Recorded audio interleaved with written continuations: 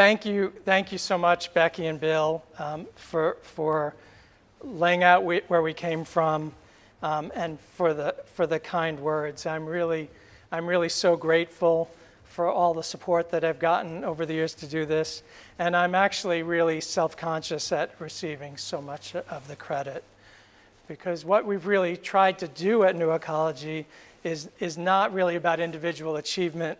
It's about success through collective action. We know that the work that we're doing requires us to really assemble and motivate and nurture a whole team of people, as Becky and Bill described. People that are committed and passionate and unafraid to take risks and really enjoy walking on the road less traveled. The partners that are in this room have been instrumental and just so important in getting anything done. We have to regularly remind ourselves of why we're doing this, and Bill so well pointed out the fundamental foundational issues of the need for equity and justice and stewardship in all of our work. So we also have to remind ourselves all the time that a lot of people talk about this stuff, but that it's just all theory unless you actually do it. So one of the advantages of getting older and staying in a job for 15 years is that it gives you some perspective on what's happened over time. I was really hoping that I would have reached enlightenment by now, or at least gain some wisdom, but I don't know about that, but I do have some perspective. So, you know, in the days that we're living in, when we're getting negative news all the time, it's easy to think that we're never making progress on anything. But when you have a chance to look back over 15 years, you look from a perch and you say, wow, a lot really has happened. So a couple weeks ago, I had a chance to pause and take this longer view, and I'd like to share a little bit of what that was like. We're involved in a passive house project in Cambridge, where we're assisting one of our partners, Homeowners Rehab, build the first multifamily passive house in Massachusetts, and a 90-plus unit building. This is just the kind of example of collaboration that I'm talking about. We have Homeowners Rehab, who's one of the most progressive CDCs in the country and has built some of the best housing. We know Jane Carbone, who's been there for longer than I've been here, has just passionately and persistently pushed these issues and made their organization into a champion. We have general contractor, NEI General Contracting, who we know as the other NEI, who not only have embraced the future and how the possibility of it really advancing advanced building techniques, but they've also been so generous to us in that they're our platinum sponsor for tonight. We have Icon Architecture, another sponsor who's been really instrumental in pushing the passive houses and doing the design work necessary to make this stuff happen. So this building has been so high profile that people have been asking for tours of it nonstop, and everybody's getting tired of touring people around it. I went on one of these tours because now that the organization's so big, you know, they don't let me in the field anymore. And we had a tour with a whole bunch of passive house folks, and as the crowd was dwindling, Jane Carbone and I were under the podium at where the parking spaces are going to be, and we just sat there and thought, wow, what a ride this has been. Like, how much has changed in 15, 20 years. So some of the things we talked about are that when I first started here, a green building strategy was based on donuts. It was like, if you brought donuts to the job site, you might be able to get some people to do air sealing. Now, you know, now we have 8 passive house projects, 8 multifamily affordable passive house projects underway right now. I think Tom told me we just got another one, so we might have 9. And that's kind of the pace that it's happening, that this is growing quite rapidly.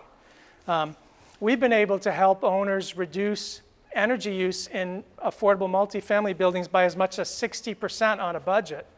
Maloney Properties, who's we've worked with quite a while, has passionately started to implement this in a broader swath of their portfolio. Bill and Becky mentioned MIT interns.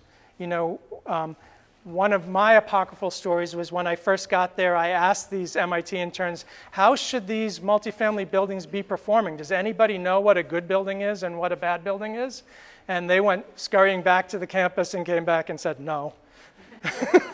So we had to develop WeGo Eyes to figure that out, and we did it. And Dan and the team from WeGo Eyes are here tonight. You know, now we have a bunch of staff that will bore you to tears talking about BTU per square foot per heating degree day. But benchmarking has become a standard practice, and we were part of developing that. And things like the ordinances in New York and Boston and other cities that are requiring buildings to measure their performance and to do something about it, we feel like we had something to do with that. If we had the slides working, we do.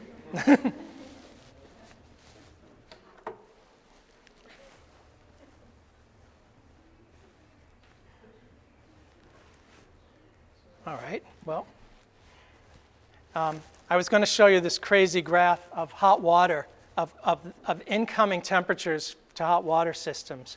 Henry Harvey, our Director of Engineering, is presenting at a Passive House conference on the fact that nobody understands how cold the water is coming into buildings. So that's the kind of stuff that we are now really talking about when we used to be talking about donuts. You know, years ago, we were just guessing that green building would have health benefits for the residents. Everybody thought it made sense, but we had no proof. You know, thanks to working with the Harvard School of Public Health, we've measured the health outcomes of people that are living in green public housing, and have shown that the asthma rates of the kids have gone way down. They're missing less school, they're going to the emergency room less, they're going to the doctor's office less. So we've always been hopeful that we could really meet the mission that Bill and the founding board set out of taking the benefits of greening and making sure they weren't only for the rich. But now we're proud to say that if you look around the room, the affordable housing community, it was really the leaders in green development in the country. That much of the housing that poor folks are getting in many cities is now healthier, more resilient, more efficient than the market rate projects in the same city. Evidence of this continuing and growing. Just this week, LISC and MACDC put together an energy cohort for CDC members, which parallels and was foreshadowed by the green CDC movement we started 20 years ago. There were overflow crowd demanding more information, better information. Action for Boston Community Development has managed to retrofit hundreds and hundreds and hundreds of units. We've alone worked on 10,000 units with them. Go, Josh. So one other thing that Jane and I were reflecting on was that we were afraid to mention climate change to clients not too long ago. Not even really 15 years ago, like 3 years ago. And now we're having discussions about climate adaptation and resiliency in almost every project that we do. It's become a central part of what we're doing. So I'm cautiously optimistic that we can make the changes that we really want to see happen over the next 10 years. We have some small efforts to do, like retrofitting 80,000 residential buildings in Boston to make them zero net energy. But I think we're on the path to do it. I think we've been able to help lay the foundation for this to happen. And if you look around the room and you see the amazing and dedicated people that are here, the NEI staff, the sponsors of the event, our board of directors, our partners in government, the the charitable foundations and the amazing community of architects and contractors and developers that we get to work with every day. I think this is really going to happen. Massachusetts is way ahead of the rest of the country, but it's really incumbent upon us to keep leading. So I don't know if this is going to work. Let's see. There we go. That's homeowners rehab. That's incoming water temperatures to buildings all across the state. There, the green bars are the asthma rates in the green building versus the black bars, the control group. This is the typical kind of stuff that we're seeing being built now for low-income folks. And there's something about the resilience tool that we helped develop with enterprise community partners that's being used in DC to assess a lot of their properties. So I was going to stop here and turn it over to Lauren, who's been my partner in this work for 14 of the 15 years I've been here. But unfortunately, Lauren's daughter had an emergency tonsillectomy this morning, and she's fine. So I'll keep talking. You know, Lauren is such an amazing partner, and absolutely, without a doubt, I would say none of this would have happened if we hadn't been working together for so long. I was thinking of what I should say about her, and I thought we should take a video of her in a room with contractors and show it to all young girls in high school. So.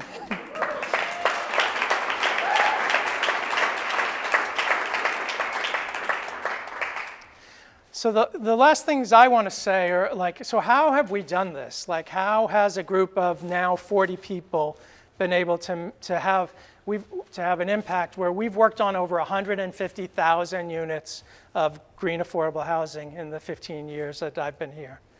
So I don't think there's one way that this has happened, but I think there's some characteristics that we built at New Ecology that I just want to point out.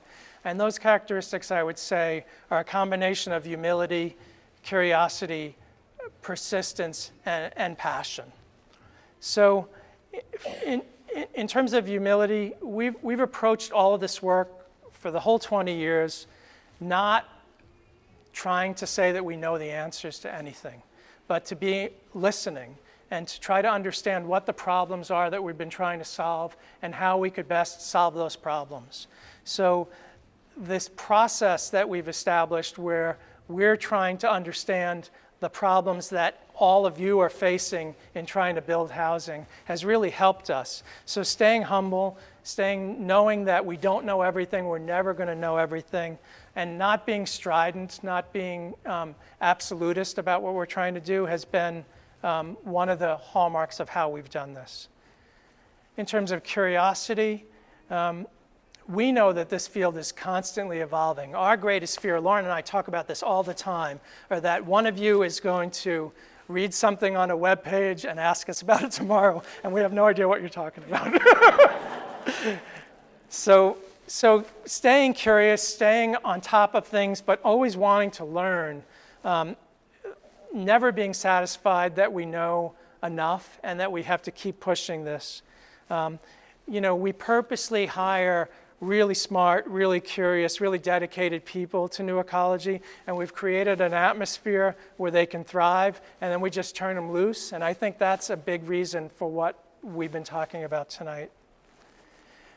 In terms of persistence, I mean, Jeannie, my wife, is here in the front row. She would tell you I'm pretty damn stubborn. So, you know, we know that this is really a long game. Like if we thought we could change all of this and instantly cure inequity or cure homelessness or cure the climate problem in a day, we would fail. So we've learned that we have to prove that this stuff works, and that's all the discussion that we've had about data and about case studies and about testimonials from folks. So staying at it is a big part of it. And finally, passion. I mean, we love what we do. I still love what I do. Our staff really loves what we do. We continuously deliver, you know, great work, and we back up that passion with knowledge and practicality. So if that's, those are like, I was thinking what my grandmother would say when she's a Sicilian woman who taught me how to cook, and she would say, all you need is a few ingredients. It's just how you mix them together that results in whether you get a good meal or not. So, you know, she taught me sometimes you have to turn up the heat, sometimes you lower it, sometimes you add some salt. But I think that's how we've managed to do this. So as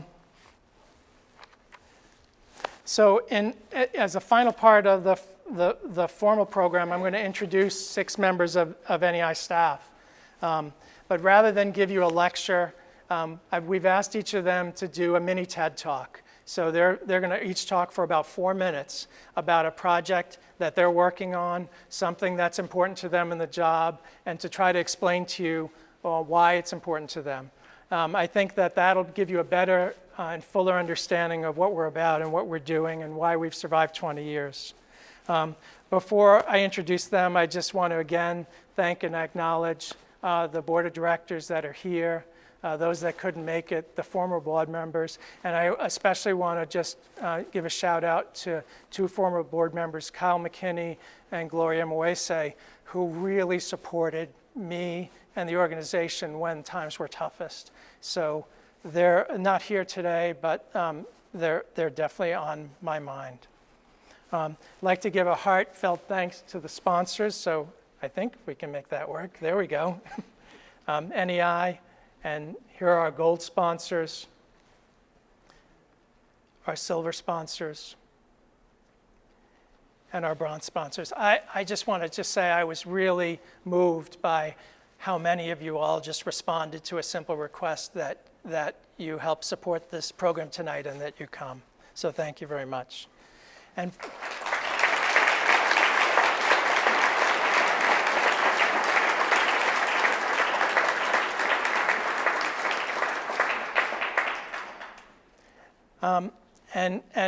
finally, I just want to shout out to a few key staff members who made this event happen today. Deborah Hall, who used all of her years of planning events to get this to happen.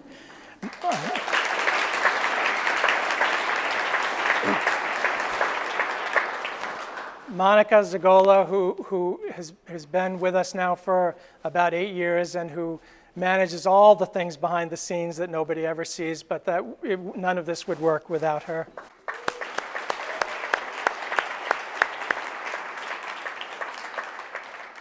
And Linda Frayling and Michelle Moran, who really did yeoman's work to get all of the details of this right and get us here, the posters, the slideshows, and so.